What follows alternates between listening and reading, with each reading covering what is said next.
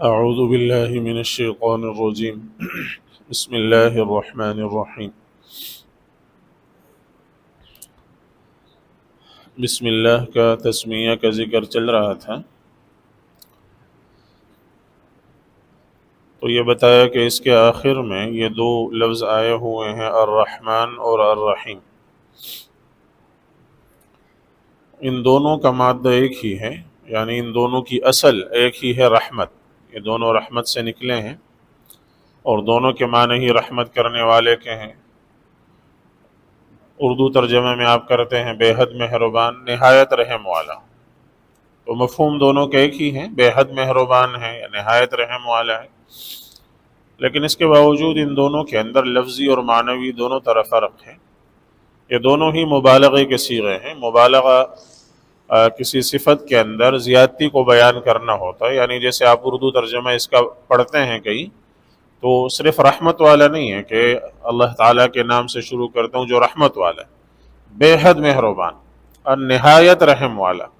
یعنی اس کے معنی کے اندر زیادتی کا بیان ہے کہ بہت زیادہ وہ رحمت والا، بہت زیادہ مہربانی والا، بہت زیادہ رحم کرنے والا ہے۔ تو اس مفہوم میں یہ دونوں لفظ مشترک ہیں، لیکن جیسے میں نے عرض کیا ان دونوں کے اندر لفظاً بھی فرق ہے اور معنوی اعتبار سے بھی فرق ہے۔ لفظی اعتبار سے فرق یہ ہے کہ الرحمن کا جو لفظ ہے یہ مخصوص ہے اللہ سبحانہ و تعالیٰ کے ساتھ، یہ اللہ تعالیٰ کے ساتھ مخصوص ہے، اللہ عز و جل کے ساتھ مخصوص ہے۔ اللہ تعالیٰ کے علاوہ کسی اور پر رحمان کا اطلاق نہیں ہوتا، اور رحمان کا اطلاق کرنا درست نہیں ہے، جائز نہیں ہے۔ اس کو اللہ تعالیٰ نے جہاں ذکر کیا مخصوص اللہ کے ساتھ ذکر کیا، قُلِ ادْعُوا اللَّهَ أَوِ ادْعُوا الرَّحْمَنَ، آپ ان سے کہہ دیں تم چاہو تو اللہ کو پکارو، چاہو تو الرحمن کو پکارو، وہ دونوں ایک ہی ہیں۔ اسی طرح مشرکین کو کہا گیا کہ تم رحمان کو سجدہ کرو، اذا قیل لهم اسجدوا للرحمن قالوا وما الرحمن، مشرکین سے کہا جاتا ہے کہ رحمان کو سجدہ کرو تو کہتے ہیں کہ ہم رحمان کیا ہے، کون ہے کہ ہم اس کو سجدہ کریں؟ تو اللہ نے اس کی وضاحت فرمائی کہ الرحمن اللہ ہی کا نام ہے، وَلِلَّهِ الْأَسْمَاءُ الْحُسْنَى فَادْعُوهُ بِهَا، اللہ تعالیٰ کے اچھے اچھے نام ہیں، تو تم جس نام سے چاہو اللہ کو پکار لو، ان ناموں میں سے جس سے چاہے اللہ کو پکار لو۔ تو حاصل یہ ہے کہ الرحمن یہ خاص ہے اللہ تعالیٰ کے ساتھ، جیسے اللہ کا اطلاق اللہ کے علاوہ کسی اور پر نہیں ہوتا، وہ اللہ کے ساتھ ہی مخصوص ہے، ویسے ہی الرحمن یہ مخصوص ہے اللہ تعالیٰ کے ساتھ۔ جبکہ الرحیم جو ہے یہ ایسا نہیں ہے، اس کا اطلاق اللہ کے علاوہ بھی کسی اور پر کیا جا سکتا ہے۔ چنانچہ رسول اللہ صلی اللہ علیہ وسلم کے لیے خود قرآن کریم نے یہ نام استعمال کیا ہے، لَقَدْ جَاءَكُمْ رَسُولٌ مِّنْ أَنفُسِكُمْ عَزِيزٌ عَلَيْهِ مَا عَنِتُّمْ حَرِيصٌ عَلَيْكُمْ بِالْمُؤْمِنِينَ رَؤُوفٌ رَحِيمٌ۔ تو قرآن کریم نے خود آپ صلی اللہ علیہ وسلم کے جو نام ذکر کیے ان میں سے رؤوف اور رحیم خود قرآن کریم نے ذکر کیے ہیں، جس سے معلوم ہوا کہ اللہ کے علاوہ بھی کسی کو رحیم کہا جا سکتا ہے۔ تو اس سے ایک عمومی یہ بات بھی معلوم ہوئی کہ ہمارے ہاں جیسے بہت سارے لوگوں کے نام ہوتے ہیں اور اس میں رحمان لفظ آتا ہے، جیسے عبد الرحمن یا وحید الرحمن یا فیض الرحمن یا انیس الرحمن، اور لوگ جو ہے بعض دفعہ اس میں آسانی کے لیے کہہ رہتے رحمان، بھئی رحمان بھائی ہے، رحمان ہے، رحمان نہیں ہے، تو یہ کہنا جائز نہیں ہے۔ اس نام کو پورا لینا چاہیے، جیسے کسی کا نام عبداللہ اور آپ اس کو اللہ کہیں تو یہ جائز نہیں ہے، تو ویسے ہی عبد الرحمن نام ہو اور آپ صرف رحمان کہیں یہ جائز نہیں ہے،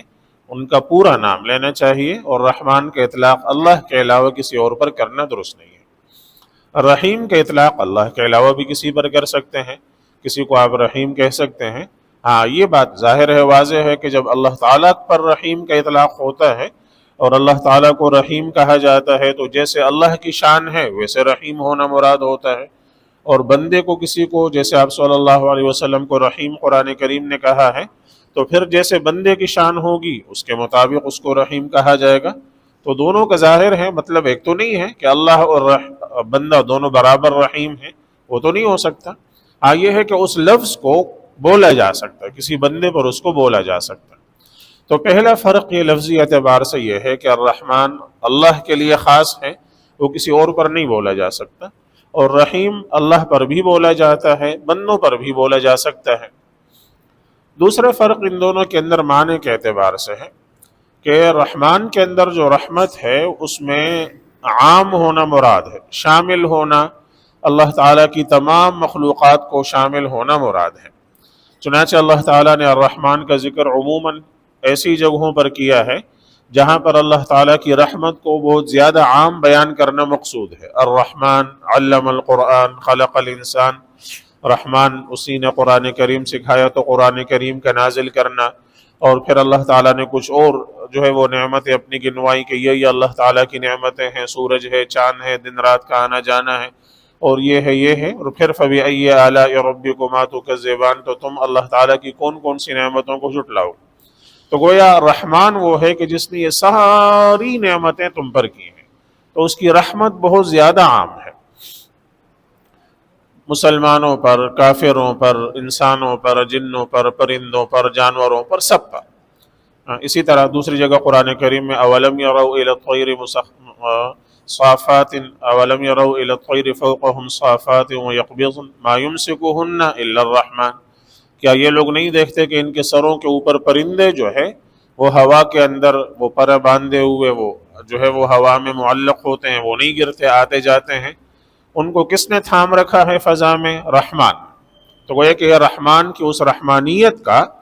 اور اس کا ایک نتیجہ ہے، اس کا ایک اثر ہے کہ اس نے پرندوں کو فضا میں ہوا کے اندر تھام لیا، ان کو گرنے نہیں دیا۔ تو یہ اس کے رحمت کا عام ہونا ہے۔ تو اس کی رحمت، رحمان جو ہے اس کی رحمت بہت زیادہ عام ہے، مسلمانوں کو بھی ہے، کافروں کو بھی۔ دنیا میں اس کی رحمت سے فائدہ مسلمان بھی اٹھاتے ہیں، کافر بھی اٹھاتے ہیں۔ آخرت میں جو رحمت ہوگی مسلمانوں کے لیے بھی ہوگی اور کافروں کے لیے اس اعتبار سے ہوگی کہ ان پر کسی طرح کا ظلم نہیں ہوگا اور وہ ظلم سے محفوظ ہوں گے۔ اور رحیم جو ہے اس کی رحمت عام تو ہے، لیکن رحمان کے مقابلے میں وہ مخصوص ہے مومنین کے ساتھ، کہ مومنین پر جو خاص طور پر اللہ تعالیٰ رحمت فرماتے ہیں، وہ رحمت دنیا کے اندر بھی اور رحمت آخرت کے اندر بھی اس کے لیے استعمال ہوتا ہے الرحیم۔ تو رحمان کے اندر رحمت کا مادہ اور مفہوم زیادہ عموم کے ساتھ ہے، اور رحیم کے اندر جو رحمت کا مادہ ہے اس رحمان کے مقابلے میں خصوص کے ساتھ ہے کہ مومنین کے ساتھ اس کا تعلق ہے، عام کافروں کے ساتھ اس کا تعلق نہیں ہے۔ اسی طرح بعض نے یہ فرق بیان کیا کہ رحمان کی رحمت دنیا اور آخرت دونوں کے اعتبار سے ہے، اور رحیم کی رحمت آخرت کے اعتبار سے ہے۔ تو چونکہ دنیا میں اللہ کی رحمت سے فائدہ کافر مومن سب اٹھاتے ہیں، اور آخرت کی جو رحمت ہوگی وہ مومنین کے ساتھ خاص ہوگی اس اعتبار سے کہ مومن ہی وہاں نجات پائیں گے، فلاح پائیں گے، وہاں کوئی کافر نجات نہیں پائے گا۔ یہ اگرچہ اس کے ساتھ ظلم کوئی نہیں ہوگا اور پورا انصاف اس کے ساتھ ہوگا، لیکن نجات کے لیے جو بنیادی شرط ہے ایمان، وہ اس میں پائی نہیں جاتی، لہٰذا وہ نجات نہیں پا سکتا۔ تو اس اعتبار سے رحیم گویا چونکہ مومنین کے ساتھ خاص ہے تو وہ آخرت کے ساتھ خاص ہے، اور رحمان وہ دنیا اور آخرت دونوں میں اس کی رحمت عام ہے، اور انسان اور جن اور فرشتے اور پرندے اور چرند اور پرند یہ سب اس کی رحمت سے فائدہ اٹھا رہے ہیں اور اس کی رحمت سے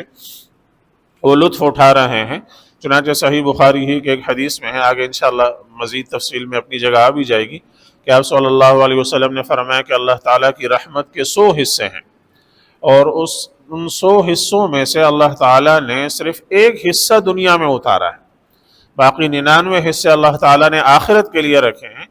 تو ان 100 حصوں میں سے ایک حصہ اللہ تعالیٰ نے دنیا میں اتارا ہے، اور اس ایک حصے کی وجہ سے مخلوق آپس میں رحمت کا معاملہ ایک دوسرے کے ساتھ کرتی ہے، اور جانور جو ہے وہ پاؤں رکھتے ہوئے احتیاط کرتا ہے کہ اس کا بچہ اس کے پاؤں کے نیچے آ کر دب کر مر نہ جائے۔ یہ اس ایک رحمت کا نتیجہ ہے۔ تو اس کی رحمت کا جو ہے یہ چند مظاہر ہیں، اس کی رحمت کے چند مناظر ہیں جو ہمیں نظر آتے ہیں، اور رحمت کے 99 حصے وہ ہوں گے جو ہم آخرت میں انشاءاللہ دیکھیں گے، اور آخرت میں ہمیں وہ ملیں گے۔ اللہ تعالی ہم سب کو اس میں سے بڑا اور وافر حصہ عطا فرمائے۔ باقی انشاءاللہ آگے